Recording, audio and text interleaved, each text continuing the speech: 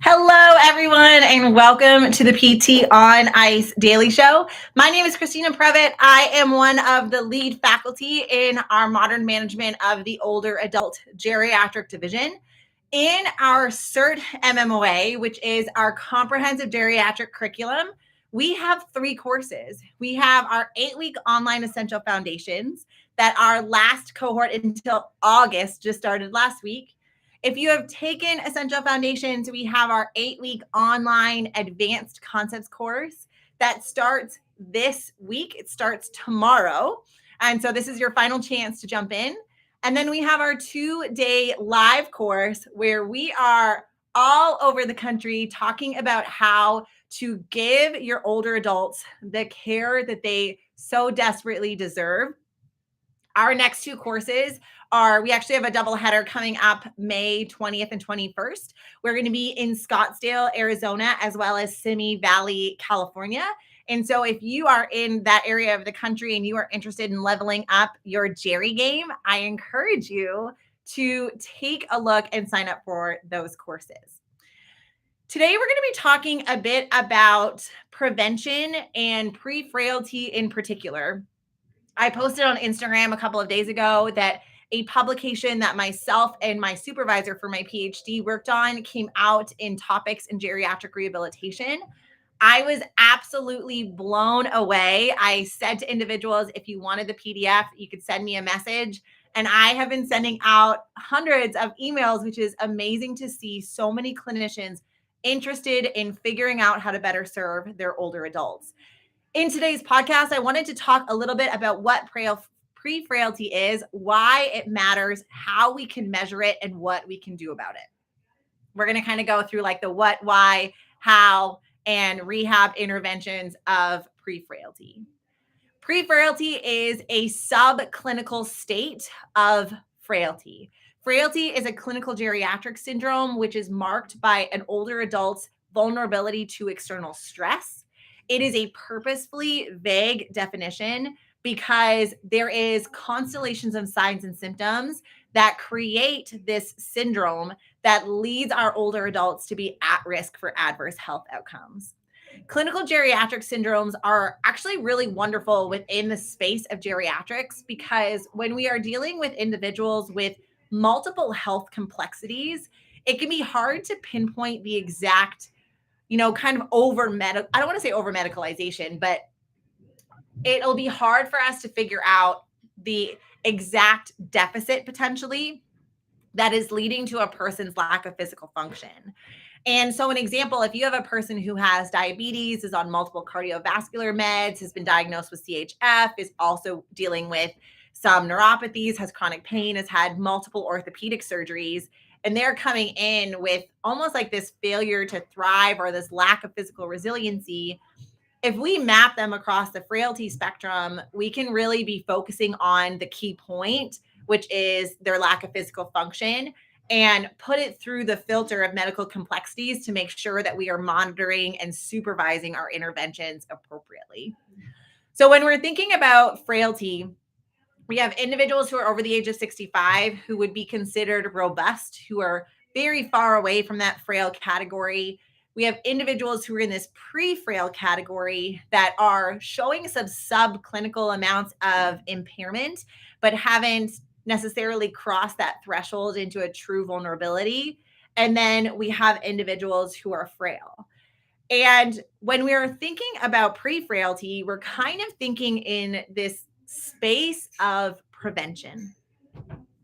Individuals with pre-frailty are going to have diagnosed complexities, but in general are doing a little bit better from a physical function perspective than those who are further along the frailty continuum. Why this matters is when we look at adverse health outcomes like all-cause mortality, length of stay in hospital, COVID-19 infection rates, et cetera, we almost see this like stepwise progression or increase in risk, where individuals who are robust have the lowest risk category and their odds ratio is kind of that 1.0. And then it creeps up for pre-frailty and creeps up even farther with frailty. This has become really relevant in our healthcare conversations because we're seeing this same stepwise increase pattern when it comes to healthcare utilization as well. We see individuals who are pre-frail tend to use more healthcare resources, whether that's acute hospitalization or need for specialized care, than those who are robust.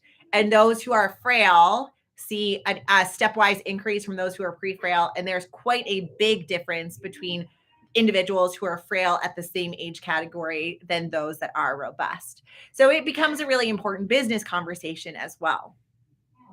As a physical therapist and as individuals in rehab, so our occupational therapists, all of us on the rehab team, it's important to acknowledge that 50% of our older adults living in the community, so these are our clients that are coming into outpatient orthopedic clinics, have at least one marker of pre-frailty. And the most predominant factor is muscular weakness. It is usually one of the first, or it is the first marker to show up, where our older adults are presenting with clinically relevant amounts of muscular weakness that we can confidently say that it is impairing their capacity to complete activities of daily living. It is also a very good reason for our older adults to be seeking rehab, and is a big proponent of what we talk about within MMOA about making sure that we are dosing our exercise programs, specifically our resistance training, appropriately in order to circumvent or improve clinically relevant weakness so that they get out of that pre-frail category. In order for us to be able to confidently talk about pre-frailty, we need to be able to measure it. And so in our narrative review, we did two things that we were hoping to help guide clinicians with the most. One is to do a review of all of the outcome measures that we have seen in the research that have looked at frailty and have a known cutoff score for pre-frailty, because some of these outcome measures were developed when we didn't have as much nuance in this conversation. And so we don't have a known cutoff score for pre-frailty. So we tried to outline that. We wanted to outline how long it took for clinicians to be able to do these tests and what they would need in order for them to be able to do this in their clinics. And then after we have a marker or a way to mark where a person is across the frailty spectrum, then from there, we need to know what to do about it. And so we did a brief review, kind of a scoping review of some of the literature specifically in pre-frailty. And we broke it down into our exercise interventions and some of our additional interventions, such as nutrition. And so we'll go into those. So when we're looking at outcome measures, if you have taken MMOA, you know that we heavily leverage the physical phenotype of frailty. And the reason why we do that is because we are already measuring all of the things that are encapsulated within this framework. So Linda Fried in 2001 talked about how when there are 5 physical attributes that contribute or seem to be present in individuals who have physical frailty. And those are physical inactivity, slow gait speed, muscular weakness, fatigue and lethargy, and unexplained weight loss. And we ask about individuals' activity levels. We ask about any changes in weight. We take measures of muscular weakness. We measure gait speed, and we ask about energy in all of our assessments. And so it's very easy for us to take the information that we're already gathering and place a person across the frailty spectrum. And so if a person has 1 or 2 of these 5 physical attributes, they're considered to be pre-frail. Another outcome measure that is utilized very heavily is the frailty index.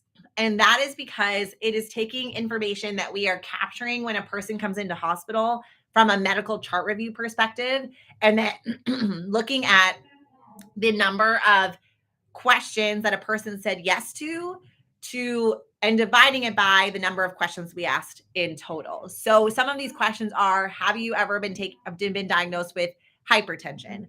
Have you ever been diagnosed with a cognitive issue? Do you have difficulties with activities of daily living? Do you have difficulties getting around your house?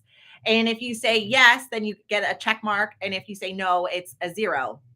And so you add up the ones over the total number of questions and you get an index on 0 to 1. And so over 0.25, if you answer yes to 25% of the questions that they're being asked in this medical chart review, and everyone is a little bit different. It's not a standardized set of questions, then you're considered to be frail. And if you're at 0.13 to 0.25, we have some indication of pre-frailty. And so a lot of hospital networks will use that because they're just going to use an algorithm or use a kind of a formula within the medical chart that is going to be able to pop out that number. The hard part with the frailty index is that it's not amenable that much to change with intervention, except for, some of the activity of daily living questions. Have you ever been diagnosed with hypertension isn't going to turn to a no, even if you maybe get off blood pressure meds or it's better regulated with physical inactivity and lifestyle related factors and is relying less heavily on medical management. I'm going to go through 5 or 6 other outcome measures. So we have the study of osteoporotic fractures. This is a self-report measure. It asks about your capacity for your level of fatigue and lethargy, if you've had any unexplained weight loss, and then after that self-report, you're going to do a 5 times sit to stand. And if one of any of these 3 hit relevant cutoff scores, then you're going to be considered to have pre-frailty. Another one that we use a lot in clinic is a clinical frailty scale, and it's because this is based on a person's clinical impression. What I mean by that is you're going to go through your assessment as per usual. You're going to do all of your subjective, objective measures. And then at the end of that evaluation, you're going to mark a person based on what you have seen across the entire evaluation on a scale of 1, which is very fit, to 9, which is terminally ill. Pre-frailty is an individual who is at 4 or 5 across that 9-point spectrum. And individuals who are in the 6+ are in that frail category. A lot of our physicians like this outcome as well, because they often will say, well, I don't really need to know or use an objective measure for a person with frailty. I already know what they are when they're walking in our door. And when it comes to pre-frailty, it's a little bit more nuanced. So the only thing with the clinical frailty scale is that our new learners tend to have less accuracy mapping a person on the clinical frailty scale to some of our more experienced clinicians. This is a learning effect. And so not to say to not use it with our new learners, but just to recognize that there's going to be a bit more variability with our younger learners than some of our more seasoned clinicians. So just something to consider. Those are probably some of the most prevalent, but if you want to go through this review, there are 8 or 9 different outcome measures that you can see which one works best for your flow of your assessment and then can work from there. When it comes to intervention, this is where I get really fired up because we have a huge role to play when it comes to managing pre-frailty and getting into this prevention space for our older adults.